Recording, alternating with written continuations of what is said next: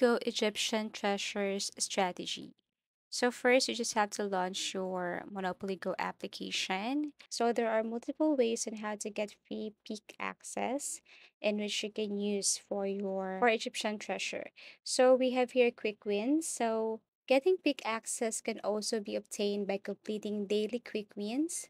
3 a day can get you about 12 peak access. Once you have that, head over to the event. And as you can see, this is how it works. So roll around the board to win prizes and earn hammer or pickaxes. Tap on squares to use pickaxes and uncover amazing treasures.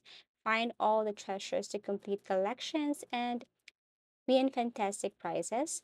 Think carefully, some treasures are rotated under the surface. So when it comes to best strategies for Egyptian treasure event, first strategy is selecting one of the center blocks is the ideal course of action in the situation because it splits the field into further sections from which you can proceed.